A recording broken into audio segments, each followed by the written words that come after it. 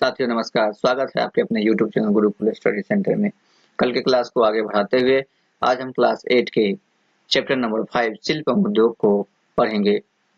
यह काफी important chapter होने वाला है क्योंकि यह आने वाली आगामी बीपीएससी, एडीईओ तथा TRE, TRE, SSC GD, SSC GD, SSC CGL, दारोगा तथा अन्य प्रतियोगिता संबंधित जो भी परीक्षाएं हैं सबके लिए काफी महत्वपूर्ण होने वाली है। तो बिना देरी करे चलिए शुरू करते हैं आज का हमारा क्लास, जिसका पहला प्रश्न है, जिस समय अंग्रेजी ईस्ट इंडिया कंपनी भारत में आई थी उस समय इंग्लैंड की महारानी कौन थी?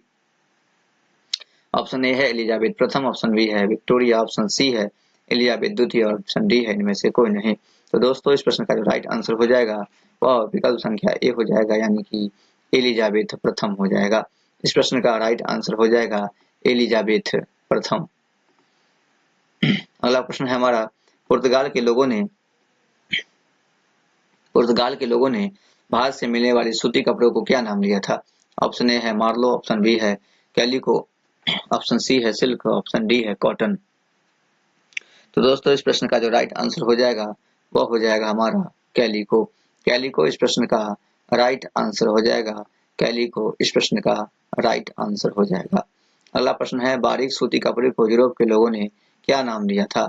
ऑप्शन ए है कैलिको, ऑप्शन बी है कॉटन, ऑप्शन सी है मसलिन और ऑप्शन डी है इनमें से कोई नहीं। तो दोस्तों इस प्रश्न का जो राइट आंसर हो जाएगा और विकल्प संख्या सी हो जाएगा, यानी कि मसलिन हो जाएगा। बारीक सूती कपड़े को यूरोप के लोगों ने मसलिन नाम दिया था। बारीक सूती कपड़े को यूरोप के लोगों ने मसलिन नाम दिया था। दोस्तों अगर आपको प्रश्नों को याद करना है तो प्रश्नों को बार बार पढ़ना पड़ेगा। प्रश्नों को बार बार पढ़ना पड़ेगा तभी आप प्रश्नों को याद कर पाइएगा, है ना। इसलिए एक प्रश्न को आप बार बार देखिए, वीडियो को बार बार सुनिए, जिससे वह प्रश्न आपके माइंड में घुस जाएगा और एग्जाम में आपको कोई समस्या नहीं होगी। तो प्रश्नों को बार बार दोहराइए, प्रश्नों को बार बार दोहराइए, है ना। प्रश्नों को बार बार दोहराइए और उसको बार बार सुनिए तो आपको यह याद हो जाएगा। अगला प्रश्न है, इंग्लैंड में भारत के बने छापेदार सूती कपड़े और छींट के इस्तेमाल पर पाबंदी लगाने के लिए कौन सा अधिनियम लाया गया था? ऑप्शन है कॉटन, ऑप्शन बी है कैलिको अधिनियम, ऑप्शन सी है मसलिन और ऑप्शन डी है इनमें से कोई नहीं। तो दोस्तों विकल्प संख्या बी इसका राइट आंसर हो जाएगा। विकल्प संख्या बी इसका राइट आंसर हो जाएगा, यानी कि कैलिको अधिनियम जो है वह लाया गया था। कैलिको अधिनियम जो है वह लाया गया था। अगला प्रश्न है, कैलिको अधिनियम कब लाया गया था? कैलिको अधिनियम कब लाया गया था? ऑप्शन है 1720 में, ऑप्शन बी है 1721 में, ऑप्शन सी है 1722 में और ऑप्शन डी है 1723 में। तो इसका राइट आंसर हो जाएगा विकल्प संख्या ए, यानी कि 1720 में। कैलिको अधिनियम जो लाया गया था वह 1720 में लाया था। कैलिको अधिनियम जो है वह लाया गया था वह 1720 में लाया गया था। अगला प्रश्न है, बारीक मलमल पर जामदानी बुनाई में किन धागों का प्रयोग किया जाता था? बारीक मलमल पर जामदानी बुनाई में किन धागों का प्रयोग किया जाता था? ऑप्शन है सूती धागों का, ऑप्शन बी है सोने के धागे का, ऑप्शन सी है सूती और सोने के धागे का और ऑप्शन डी है इनमें से कोई नहीं। इनमें से कोई नहीं। तो दोस्तों इस प्रश्न का जो राइट आंसर हो जाएगा वो विकल्प संख्या सी हो जाएगा, यानी कि सूती और सोने के धागे। सूती और सोने के धागे से, है ना, बारीक मलमल पर जामदानी बुनाई का काम जो है वह किया जाता था। बारीक मलमल पर जामदानी का काम जो है वह सूती और सोने के धागे का प्रयोग करके बनाया जाता था। अगला प्रश्न है, जामदानी बुनाई के मुख्य केंद्र कहाँ थे? ऑप्शन ए है ढाका, ऑप्शन बी है लखनऊ, ऑप्शन सी है ढाका और लखनऊ और ऑप्शन डी है दिल्ली तथा मुंबई। दिल्ली तथा मुंबई। तो दोस्तों इस प्रश्न का जो राइट आंसर हो जाएगा वह विकल्प संख्या सी हो जाएगा। विकल्प संख्या सी, यानी कि ढाका तथा लखनऊ हो जाएगा। ढाका तथा लखनऊ इस प्रश्न का राइट आंसर हो जाएगा। जामदानी बुनाई का मुख्य केंद्र ढाका तथा लखनऊ था। अगला प्रश्न है, इंग्लैंड की सरकार ने मुक्त व्यापार की नीति कब लाई? ऑप्शन है 1819 में, ऑप्शन बी है 1813 में, ऑप्शन सी है 1814 में और ऑप्शन डी है 1815 में। इसका राइट आंसर हो जाएगा, प्रश्न संख्या 8 का राइट आंसर हो जाएगा विकल्प संख्या बी, यानी कि 1813 ईस्वी में। 1813 ईस्वी में इस प्रश्न का राइट आंसर हो जाएगा। इंग्लैंड की सरकार ने मुक्त व्यापार की नीति जो लाई थी वो 1813 ईस्वी में लाई थी। अगला क्वेश्चन है, किस नीति के कारण भारतीय व्यापार पर से अंग्रेजी ईस्ट इंडिया कंपनी का एकाधिकार समाप्त हो गया था? ऑप्शन है मुक्त व्यापार की नीति, ऑप्शन बी है चार्टर अधिनियम 1913 की नीति, ऑप्शन सी है विकल्प ए तथा बी दोनों, और ऑप्शन डी है इनमें से कोई नहीं। तो दोस्तों इस प्रश्न का जो राइट आंसर हो जाएगा वह विकल्प ए तथा बी दोनों हो जाएगा, यानी कि मुक्त व्यापार की नीति भी थी और चार्टर अधिनियम 1913 के कारण भी भारतीय व्यापार पर से ईस्ट इंडिया कंपनी का एकाधिकार समाप्त हो गया था। ईस्ट इंडिया कंपनी का जो है वह एकाधिकार समाप्त हो गया था, है ना। अगला क्वेश्चन है, भारतीय व्यापार पर से अंग्रेजी ईस्ट इंडिया कंपनी का एकाधिकार पूरी तरह से किस अधिनियम के तहत समाप्त कर दिया गया था? ऑप्शन ए है चार्टर अधिनियम 1913, ऑप्शन बी है चार्टर अधिनियम 1933, ऑप्शन सी है मुक्त व्यापार की नीति, और ऑप्शन डी है इनमें से कोई नहीं। तो विकल्प संख्या 10 का जो राइट आंसर हो जाएगा वो विकल्प संख्या बी हो जाएगा, यानी कि चार्टर अधिनियम 1933 में। चार्टर अधिनियम 1933 से अंग्रेजी ईस्ट इंडिया कंपनी का एकाधिकार जो है वह पूरी तरह समाप्त कर दिया गया। चार्टर अधिनियम 1933 के द्वारा, चार्टर अधिनियम 1933 के द्वारा जो है वह भारतीय व्यापार पर से अंग्रेजी ईस्ट इंडिया कंपनी का एकाधिकार पूरी तरह से समाप्त करने का काम किया था। अब प्रश्न संख्या 9 में था कि किस नीति के कारण भारतीय व्यापार पर से अंग्रेजी ईस्ट इंडिया कंपनी का एकाधिकार समाप्त हो गया था? वह नीति था मुक्त व्यापार की नीति और चार्टर अधिनियम 1913 के द्वारा। लेकिन कहता है प्रश्न कि पूरी तरह से एकाधिकार कब समाप्त कर दिया गया था? तो चार्टर अधिनियम 1933 के द्वारा। तो ये दोनों प्रश्न में कंफ्यूजन नहीं होना है दोनों प्रश्न में, और इसको सही से देख लेना है। अगला प्रश्न है, भारत में पहला सफल सूती वस्त्र कारखाना कहाँ स्थापित किया गया था? ऑप्शन ए है मुंबई में, ऑप्शन बी है कलकत्ता में, ऑप्शन डी है बेगूसराय में, ऑप्शन डी है पटना में। तो भारत में पहला सफल सूती वस्त्र कारखाना जो है खोला गया था मुंबई में खोला गया था। मुंबई में खोला गया था देश का पहला सफल सूती वस्त्र कारखाना मुंबई में खोला गया था, और यह खोला गया था 1854 ईस्वी में। 1854 में देश का पहला सूती वस्त्र कारखाना खोला गया था। ऐसे देश का पहला सूती वस्त्र का कारखाना खोला गया था 1818 ईस्वी में। 1818 में खोला गया था। 1818 में खोला गया था कलकत्ता में खोला गया था 1818 ईस्वी में, लेकिन वह सफल नहीं हो सका और जल्द ही वह बंद हो गया था। तो यह प्रश्न जो है वह भारत में पहला सफल सूती वस्त्र कारखाना कहाँ स्थापित किया गया था? तो मुंबई में। और कब किया गया था? 1854 में।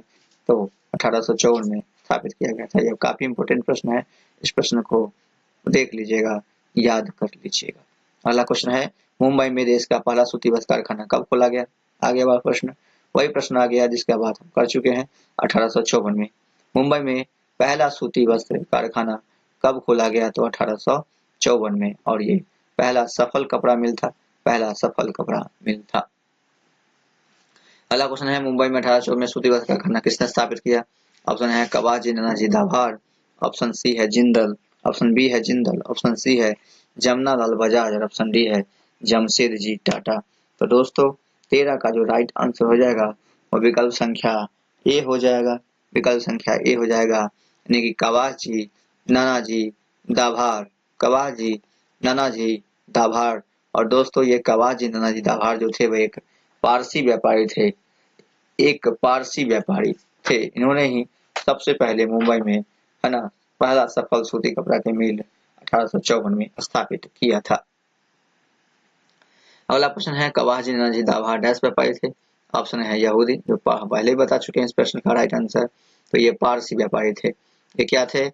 ये एक पारसी व्यापारी थे। कवाजी नानाजी दाभार जो थे वह एक पारसी व्यापारी थे। कवाजी नानाजी दाभार एक पारसी व्यापारी थे।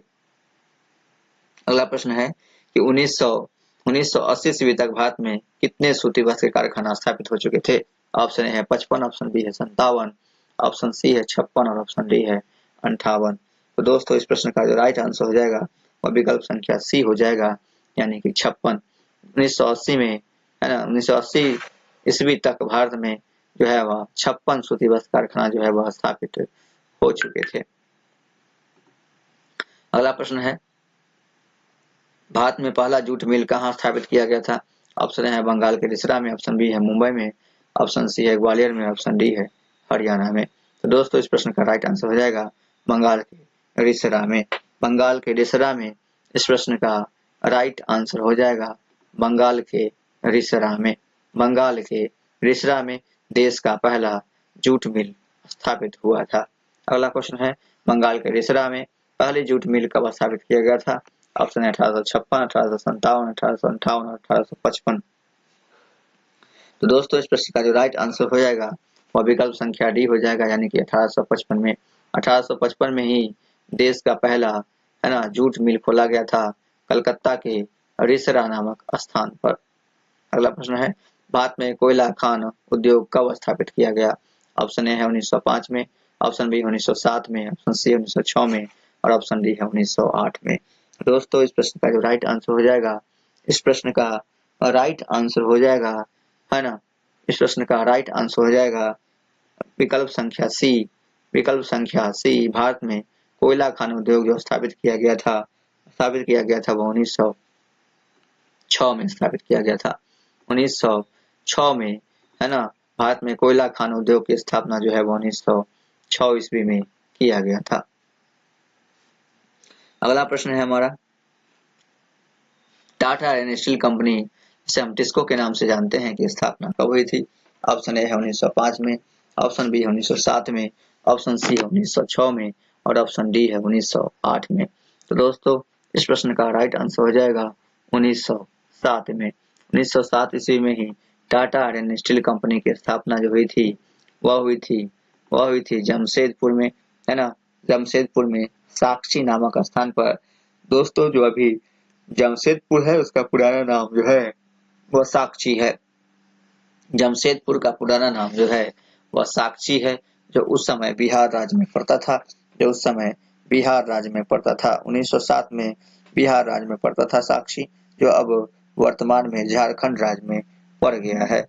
झारखंड राज्य में पड़ गया है और साक्षी जो है वह झारखंड राज्य में है और टाटा स्टील कंपनी का स्थापना जो है वह झारखंड में किया गया था, है ना, 1907 ईस्वी में साक्षी नामक स्थान पर, है ना। और किसने किया था, है ना। अगला क्वेश्चन है, Tata and steel company TISCO की स्थापना कहाँ पर किया गया था? तो इस प्रश्न का राइट आंसर हम पहले ही बता चुके हैं, झारखंड के साक्षी नामक स्थान पर। झारखंड के साक्षी नामक स्थान पर टाटा एंड स्टील कंपनी की स्थापना किया गया। अगला क्वेश्चन है, टाटा एंड स्टील कंपनी की स्थापना किसने किया था? ऑप्शन है कवाजी नानाजी दाभार, जिंदल, जमनालाल बजाज और जमशेदजी टाटा। तो राइट आंसर इसका हो जाएगा विकल्प संख्या डी, जमशेदजी टाटा। और इसी जमशेदजी टाटा के नाम पर टाटा एंड स्टील कंपनी की स्थापना हुई थी और साक्षी नामक जो स्थान है उसे जमशेदपुर के नाम से जाना गया था।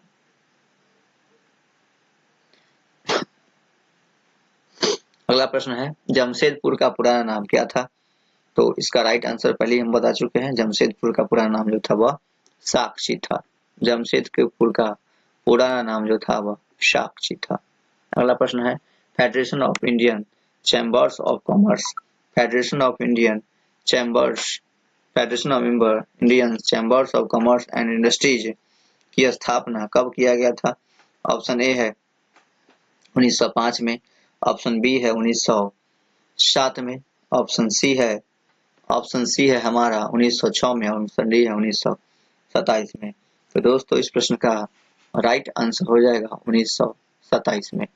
1927 में इस प्रश्न का राइट आंसर हो जाएगा। अगला क्वेश्चन है, पूरे भारत में व्यापारिक हितों के लिए काम करने वाली संस्था का नाम क्या है? ऑप्शन है FICCI, TRI, जिसे हम ट्राई कहते हैं, FICC और इनमें से कोई नहीं। तो इसका राइट आंसर हो जाएगा विकल्प संख्या ए, यानी कि FICCI। पूरे भारत में व्यापारिक हितों के लिए काम करने वाली संस्था का नाम है FICCI। FICCI इस संस्था का नाम है।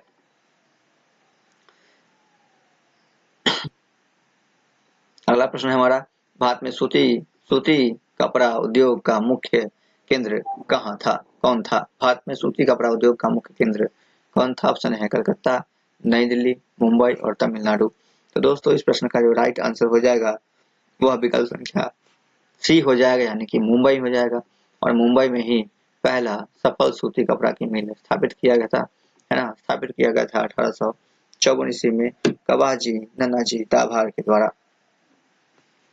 अगला है जूट और चाय उद्योग का मुख्य केंद्र कौन था? ऑप्शन है बंगाल, ऑप्शन बी है हरियाणा, ऑप्शन सी है पंजाब और ऑप्शन डी है गुजरात। तो इसका राइट आंसर हो जाएगा विकल्प संख्या ए, यानी कि बंगाल। बंगाल में ही जूट और चाय उद्योग जो है वह मुख्य केंद्र था। बंगाल में ही जूट उद्योग और चाय उद्योग का मुख्य केंद्र था।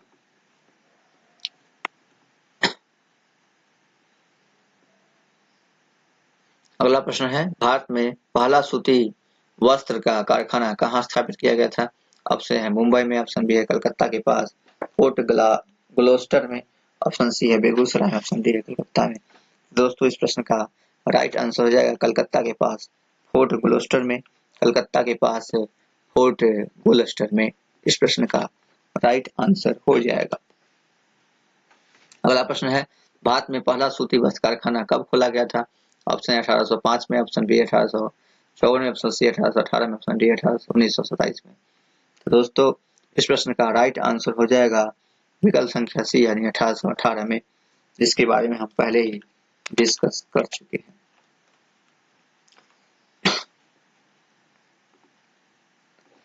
अगला प्रश्न है हमारा all India trade union Congress, जिसे हम AITUC के नाम से जानते हैं, इसकी स्थापना कब किया गया था? ऑप्शन ए है 1805 में, ऑप्शन बी है 1854 में, ऑप्शन सी है 1818 में, ऑप्शन डी है 1920 में। तो all India trade union Congress की स्थापना जो हुई थी वह 1920 में हुई थी, 1920 में हुई थी। काफी इंपोर्टेंट प्रश्न है और कई बार एग्जाम में पूछा जा चुका है। ये बीपीएससी का फेवरेट क्वेश्चन है, बीपीएससी का फेवरेट क्वेश्चन है। और ये भी 28 नंबर प्रश्न जो है बीपीएससी का फेवरेट क्वेश्चन है। पहला सूती का कारखाना कब खोला गया था? 1854। ये भी बीपीएससी का फेवरेट क्वेश्चन है। अगला क्वेश्चन है निम्न में से कौन मजदूरों के हितों की रक्षा करने वाली संस्था है? ऑप्शन है all India trade union Congress AITUC, option B है all India trade union Muslim league, option C है मुस्लिम संगठन आयोग, ऑप्शन डी है इनमें से कोई नहीं। तो दोस्तों इस प्रश्न का राइट आंसर हो जाएगा all India trade union Congress. All India trade union Congress जो है वह इस प्रश्न का राइट आंसर हो जाएगा। मजदूरों के हितों की रक्षा करने वाली एक महत्वपूर्ण संस्था है, यह एक महत्वपूर्ण संस्था है। अगला क्वेश्चन है 18वीं शताब्दी में भारत के मुख्य उद्योग कौन हुआ करते थे? ऑप्शन है पटसन उद्योग, ऑप्शन बी है लाह उद्योग, ऑप्शन सी है चाय उद्योग और ऑप्शन डी है वस्त्र उद्योग। तो इस प्रश्न का राइट आंसर हो जाएगा विकल्प संख्या डी, यानी कि वस्त्र उद्योग। 18वीं शताब्दी में भारत के मुख्य उद्योग जो है वह वस्त्र उद्योग ही हुआ करता था। अगला प्रश्न है सन 1818 ईस्वी में अंग्रेजी सरकार ने किस उद्देश्य से मजदूरों के लिए नियम बनाए थे? ऑप्शन ए है मजदूरों के आर्थिक लाभ के लिए, ऑप्शन बी है अपने आर्थिक लाभ के लिए, ऑप्शन सी है राजाओं के आर्थिक लाभ के लिए और ऑप्शन डी है इनमें से कोई नहीं, इनमें से कोई नहीं। तो दोस्तों इस प्रश्न का राइट आंसर हो जाएगा अपने आर्थिक लाभ के लिए। अंग्रेज जो है वह सन 1818 में अंग्रेजी सरकार ने, है ना, मजदूरों के जो लिए जो नियम बनाए थे 1818 में अंग्रेजी सरकार ने मजदूरों के लिए जो नियम लागू किए थे वह अपने आर्थिक लाभ के लिए ही लागू किए थे। अगला प्रश्न है लौह उद्योग का मुख्य केंद्र कहाँ है? लौह उद्योग का मुख्य केंद्र कहाँ है? ऑप्शन है साक्षी में, ऑप्शन बी है बोकारो में, ऑप्शन सी है जमशेदपुर में और ऑप्शन डी है कलकत्ता में। तो दोस्तों लौह उद्योग का मुख्य केंद्र जो है वह जमशेदपुर में है। जमशेदपुर में लौह उद्योग का मुख्य केंद्र है। प्रश्न संख्या 33 का राइट आंसर हो जाएगा जमशेदपुर। जमशेदपुर जो है वह लौह उद्योग का प्रमुख केंद्र है।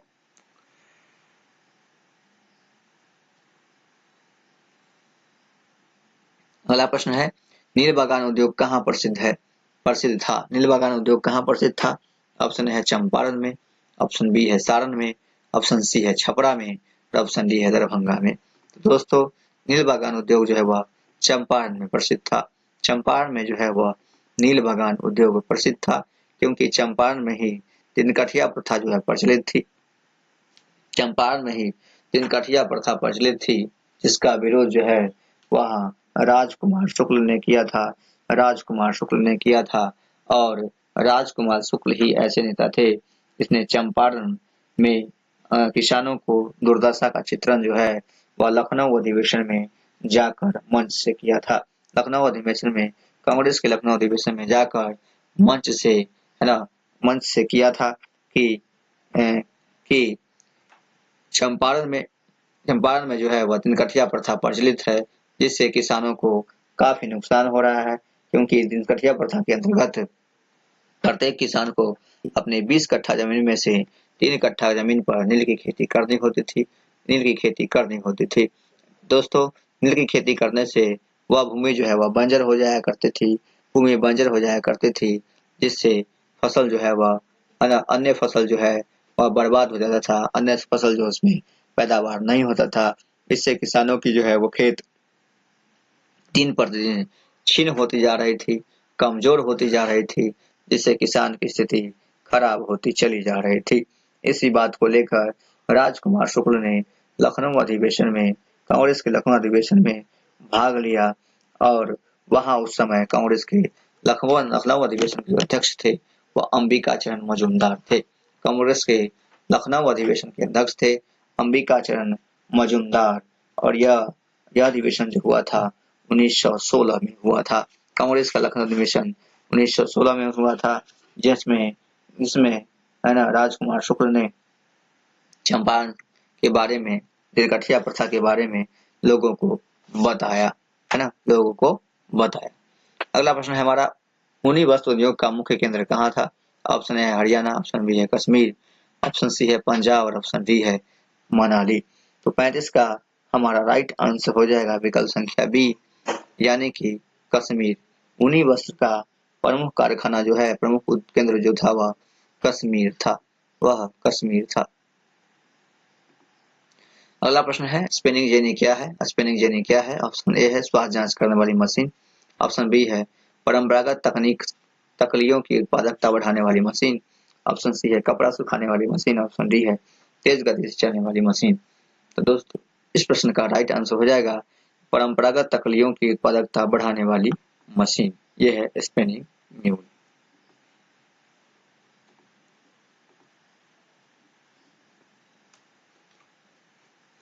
अगला प्रश्न है हमारा अगला प्रश्न है कि भारी अभियंत्रण संयंत्र जिसे HEC कहते हैं, झारखंड राज्य के किस शहर में है? ऑप्शन ए है धनबाद में है, ऑप्शन बी है बोकारो में, ऑप्शन सी है रांची में या ऑप्शन डी है जमशेदपुर में।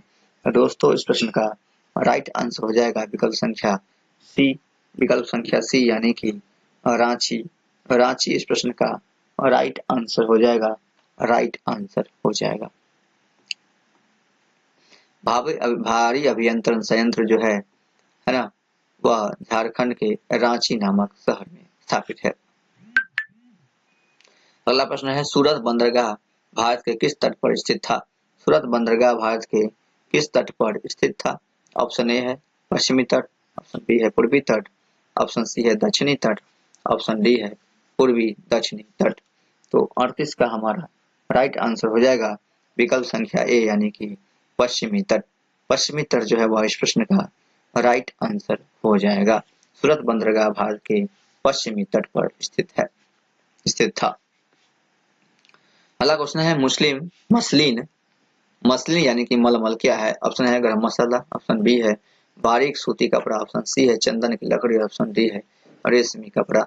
तो दोस्तों, इस प्रश्न का जो राइट आंसर हो जाएगा वो बारीक सूती कपड़ा को ही मसलिन या मलमल कहा जाता था। बारीक सूती कपड़ा को ही मसलिन या मलमल कहा जाता था। अगला प्रश्न है हमारा अगला प्रश्न है, राजस्थान और गुजरात में किस शैली के कपड़े बनते थे? राजस्थान और गुजरात में किस शैली के कपड़े बनते थे? ऑप्शन ए है पटोला, ऑप्शन बी है जामदानी, ऑप्शन सी है बंडाना, ऑप्शन डी है छींट। तो दोस्तों, इस प्रश्न का राइट आंसर हो जाएगा बंडाना। राजस्थान और गुजरात में जो है वह बंडाना शैली के कपड़ा बनता था। राजस्थान और गुजरात में बंडाना शैली के कपड़ा बनता था। राजस्थान और गुजरात में बंडाना शैली के कपड़ा बनता था। अगला क्वेश्चन है, टीपू सुल्तान की तलवार किस स्टील से बनी हुई थी? ऑप्शन ए है भूदज स्टील से, ऑप्शन बी है स्टेनलेस स्टील से, ऑप्शन सी है लोहा से, ऑप्शन डी है इनमें से कोई नहीं से। तो दोस्तों इस प्रश्न का जो राइट आंसर हो जाएगा वह बूदज स्टील हो जाएगा। टीपू सुल्तान की जो तलवार थी वह बूदज स्टील से बनी हुई थी। टीपू सुल्तान की जो तलवार थी वह बूदज स्टील से बनी हुई थी, बूदज स्टील से बनी हुई थी। अगला प्रश्न है, स्पिनिंग जेनी का आविष्कारक कौन था? यानी कि स्पिनिंग जेनी का आविष्कार किसने किया था? स्पिनिंग जेनी का आविष्कार किसने किया था? ऑप्शन ए है जेम्स वाट ने, ऑप्शन बी है जेम्स हारग्रीव्स ने, ऑप्शन सी है जॉन के ने और ऑप्शन डी है एंडरसन ने। ऑप्शन डी जो है वह एंडरसन हो जाएगा, ऑप्शन डी एंडरसन हो जाएगा। तो दोस्तों इस प्रश्न का जो राइट आंसर हो जाएगा, इस प्रश्न का राइट आंसर हो जाएगा जेम्स हारग्रीव्स। काफी इंपोर्टेंट प्रश्न है और ये क्लास 10th का भी प्रश्न है। क्लास 10th में भी इस प्रश्न को गया गया है, इस प्रश्न को लिया गया है। दोस्तों इसमें जो है क्लास 8 में जो हिस्ट्री के प्रश्न हैं या ज्योग्राफी के जो प्रश्न हैं, है ना, वो सारे लगभग क्लास 10th के भी प्रश्न है, क्लास 10th के भी प्रश्न है ना। क्लास 10th में भी इन सब चीजों को पढ़ना है। अगला प्रश्न है हमारा, टिस्को में स्टील का उत्पादन कब से शुरू हुआ? टिस्को में स्टील उत्पादन कब से शुरू हुआ था? ऑप्शन ए है 1930 से, ऑप्शन बी है 1920 से, ऑप्शन सी है 1912 से और ऑप्शन डी है 1918 से। तो दोस्तों इस प्रश्न का जो राइट आंसर हो जाएगा वह विकल्प संख्या सी हो जाएगा, यानी 1912 हो जाएगा। 1912 हुआ हो जाएगा, 1912 हो जाएगा। टिस्को में स्टील का उत्पादन जो है वह 1912 ईस्वी में शुरू हुआ था, 1912 में शुरू हुआ था। अगला प्रश्न है हमारा, पुर्तगाली सबसे पहले भारत में कहाँ पहुंचे थे? पुर्तगाली सबसे पहले भारत में कहाँ पहुंचे थे? तो ऑप्शन ए है कालीकट बंदरगाह पर, ऑप्शन बी है सूरत बंदरगाह पर, ऑप्शन सी है कोच्चि में, ऑप्शन डी है कंडाला में। तो दोस्तों आप सबको पता होगा पुर्तगाली जो है वो सबसे पहले भारत में पहुंचे थे कालीकट बंदरगाह पर। पुर्तगाली भारत में सबसे पहले पहुंचे थे कालीकट बंदरगाह पर, है ना, कालीकट बंदरगाह पर, जहां पर जामोरिन नाम के राजा ने उनका भव्य स्वागत किया था, जहां पर जामोरिन नामक राजा ने उनका भव्य स्वागत किया था। कालीकट बंदरगाह पर पुर्तगाली नाविक वास्को डिगामा आया था, जहां पर जामोरिन ने उनका भव्य स्वागत किया था। 1498 ईस्वी में वास्को डिगामा ने भारत की खोज की थी। 1498 ईस्वी में वास्को डिगामा ने भारत की खोज की थी। वह पुर्तगाल का नाविक था और उसने कालीकट बंदरगाह पर पहुंचा था, जिसे उस समय कोझिकोड कहा जाता था। कालीकट बंदरगाह को उस समय कोझिकोड के नाम से जाना जाता था। अगला है, लौह अयस्क को खोदकर लाने और लोहा बनाने के कार्य किस समुदाय के लोग करते थे? ऑप्शन है खड़िया, ऑप्शन बी है उरांव, ऑप्शन सी है अगड़िया, ऑप्शन डी है संथाल। दोस्तों इस प्रश्न का जो राइट आंसर हो जाएगा वह विकल्प संख्या सी हो जाएगा, यानी कि अगड़िया। अगड़िया जन समुदाय के लोग जो है, अगड़िया समुदाय के लोग जो है वह लौह अयस्क को खोदकर लाने और लोहा बनाने का कार्य जो है वह किया करते थे, है ना, किया करते थे। अगला प्रश्न है, भारी अभियंत्रण संयंत्र जिसे हम HEC के नाम से जानते हैं, भारी अभियंत्रण संयंत्र जिसे हम HEC के नाम से जानते हैं, इसकी स्थापना कब हुई? ऑप्शन ए है 1930 में, ऑप्शन बी है 1910 में, ऑप्शन सी है 1919 में और ऑप्शन डी है 1958 में। तो दोस्तों इस प्रश्न का जो राइट आंसर हो जाएगा वह विकल्प संख्या डी हो जाएगा, विकल्प संख्या डी हो जाएगा, यानी कि 1958 हो जाएगा। इस प्रश्न का राइट आंसर हो जाएगा 1958। भारी अभियंत्रण संयंत्र जिसे हम HEC कहते हैं, इसकी स्थापना 1958 ईस्वी में हुआ था। अगला प्रश्न है, मस्तिन या मलमल किस प्रकार का कपड़ा था? मस्तिन या मलमल किस प्रकार का कपड़ा था? ऑप्शन ए है खादी कपड़ा, ऑप्शन बी है बारीक बुनाई वाले कपड़ा, ऑप्शन सी है मोटे धागे वाला कपड़ा, ऑप्शन डी है रंगीन छपाई वाला कपड़ा। तो इस प्रश्न का जो राइट आंसर हो जाएगा विकल्प संख्या बी हो जाएगा, यानी कि बारीक बुनाई वाला कपड़ा। मस्तिन या मलमल जो होता था वह बारीक बुनाई वाला कपड़ा होता था। मस्तिन या मलमल जो होता था वह बारीक बुनाई वाला कपड़ा हुआ करता था। अगला क्वेश्चन है, कैलिको का संबंध किस शहर से था? कैलिको का संबंध किस शहर से था? ऑप्शन ए है सूरत से, ऑप्शन बी है मुसलीपट्टनम से, ऑप्शन सी है कोलकाता से और ऑप्शन डी है कालीकट से। तो कैलिको का जो संबंध था, कैलिको का जो संबंध था वह कालीकट बंदरगाह था।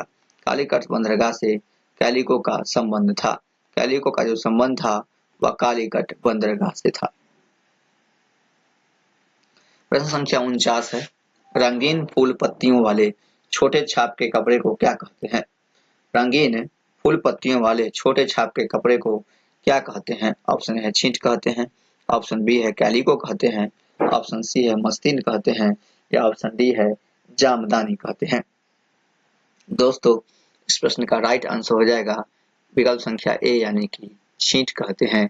रंगीन फूल पत्तियों वाले छोटे छाप के कपड़े को छींट कहा जाता है, छींट कहा जाता है। और आज का हमारा लास्ट प्रश्न है, चैप्टर नंबर 5 का हमारा लास्ट क्वेश्चन है, यानी कि 50वां नंबर प्रश्न है कि कैलिको अधिनियम किससे संबंधित है? ऑप्शन है सूती कपड़े के छींट के कपड़े, सूती कपड़े छींट के कपड़े, चंदन की लकड़ी, गरम मसाला या रेशमी कपड़े। दोस्तों, इस प्रश्न का राइट आंसर हो जाएगा सूती कपड़ा छींट के कपड़ा। सूती कपड़ा छींट के कपड़ा जो है वह कैलिको अधिनियम से संबंधित है, यानी कैलिको अधिनियम जो लागू हुआ था वह सूती कपड़ा और छींट के कपड़ा पर ही लागू हुआ था। तो दोस्तों, आज के लिए बस इतना ही, है ना? आज के लिए बस इतना ही, है ना? कृपया हमारे चैनल को आप देखें, इसे लाइक करें, इसे शेयर करें और सब्सक्राइब करें। हमने आप ही के लिए यह चैनल बनाया है, आप ही के लिए चैनल बनाया है ताकि अधिक से अधिक बच्चे हमसे जुड़े, अधिक से अधिक बच्चे हमसे जुड़े और शिक्षा प्राप्त करके जग में नाम रोशन करे, अपना नाम रोशन करे, साथ साथ अपने पिता का भी नाम रोशन करे। Please like, share and subscribe our channel. Thank you for watching this Gurukul.